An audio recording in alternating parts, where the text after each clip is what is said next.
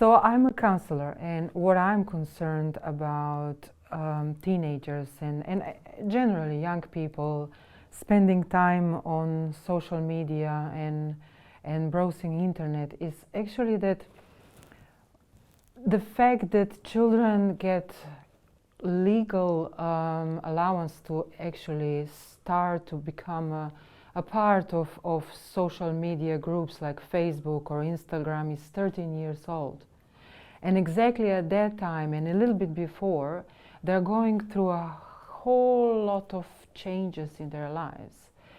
That includes physiological, emotional, sexual, and moral changes that all affect the way how they see the world.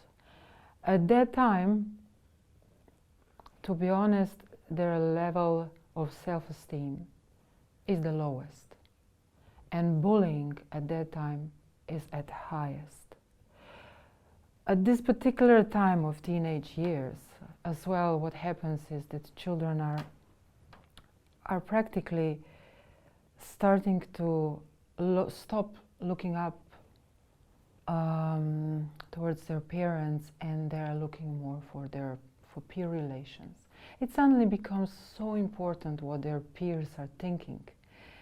And the group thinking suddenly becomes the most important thing in their lives. They are extremely vulnerable on what's happening on internet, what they're in social groups, what's happening, who liked what photo, who didn't like, were they accepted, were they rejected. All those things have been proven that have a great effect on their mental health. And why is this happening? Simply because at that stage, at teenage years, the development of brain is very specific. Amygdala, which is a center for our emotional behavior, is simply already developed as much as it should be when those children will be adults. However, prefrontal cortex is really underdeveloped, and it's, by some estimates, is developing all the way until people reach young adult years.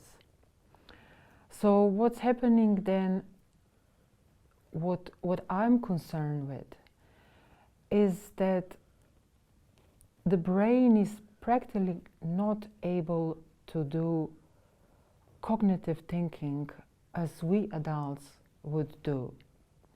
That means that their moral decisions, social decisions, their behavior, the way how they understand emotionally their peers' behavior is a little bit different than we adults understand. When they hear that cling, their phone going on, there's this urge. It's like an emotional urge, it's physical urge that they need to immediately respond.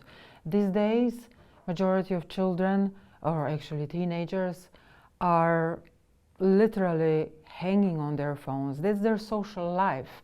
Even when they are not seeing their friends, they can be always contacted by smartphones, by email, by applications. It's just amazing how very strong communication can going all the time, even when they are not together. This is something different than it was just possibly 10, 20 years ago. Now they are constantly exposed to this need of being connected, of hearing that they are wanted, seeing that they are needed, they are accepted, they belong somewhere, and they're looking to find this feeling of belonging at all times.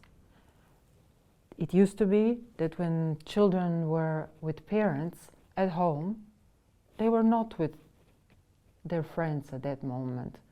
And maybe for several hours, they're going to see them next day at school. Now they're pretty much connected at all times. What I'm concerned about is truly I'm seeing a high levels of anxiety in teenagers. Anxiety is already highlighted at this period of teenage years. Teenagers are constantly searching for their part, their role in the world. They want to know about themselves. They're going through a first crisis of identity. They're looking for feedback at all times. So anxiety is already highlighted. And what I'm seeing that constant contact with their peers through smartphones or any other electrical devices are keeping them all the time alert. Their amygdala is constantly up and working. Emotions are rolling. Hormones are excreting. They are in constant state of arousal when something is going to happen. Who's going to like my picture? Who's going to approve this or that? So they don't have this time where they can completely relax and they don't think about things. These days children are also quite removed from nature, and their parents work so much, and they compensate this by finding connection with their peers through internet. So anxiety, already being high, gets higher. What also concerns me is that children at teenage years are pretty much, like I said before, in a constant challenge of presenting themselves, presenting their best picture to the world around them, because they're waiting for a feedback from the world. They're waiting for feedback from their friends. They want to look good. They want to be popular. They want to be accepted, at least. So what I'm seeing with children who are literally living with their phones 24/7 is they're extremely concerned about how they are understood and accepted by their peers, how they present themselves. They completely lose some sort of idea of what is enough and what's actually how said it? Wait a minute, I can't remember the word. What is something they can actually when they are 11 or 12, they cannot use makeup. They shouldn't be using makeup. They shouldn't be exposing themselves in the poses that are not supposed to be shared with the world around them. However, they might see their sister doing something similar. They might see a friend of friends singing, and they like it, and they do the same without the slightest idea how is this going to affect the internet world. They do not understand that what's sent into the internet, it's going to stay there forever. Even if they send the photos of themselves when they're 11, it's still going to be there when they're 18, and when they're going to be 80, it's still going to be there. What worries me when I think about children and media culture is that media culture doesn't have a face.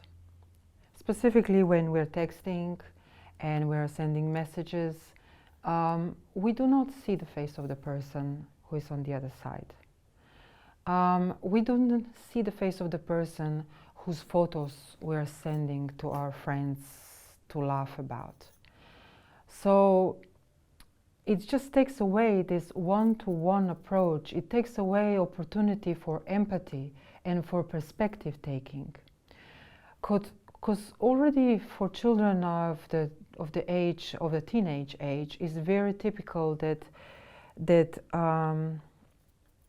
perspective taking is something they have to make a conscious effort. So children learn empathy very early by watching their caregivers, mothers, fathers, looking after them, looking after other people. However, to be able to take perspective on another person, how is this person going to feel if I do something that's going to potentially hurt them? This is something that develops with the development of the prefrontal cortex, which we know that is underdeveloped in that age. So, instant reaction of every child at that age is not thinking about consequences of their deeds and not taking perspective in a sense, how is this going to look for a person who is involved and is kind of victim of either talking behind their back or sharing horrible pictures or gossip about them. So what I'm seeing that with media, like I said before, this face of a person disappears. It is just you and a phone and letters, and you form them into words and into sentences, and then you click send and it's sent, and you don't feel particularly responsible for what's going to happen.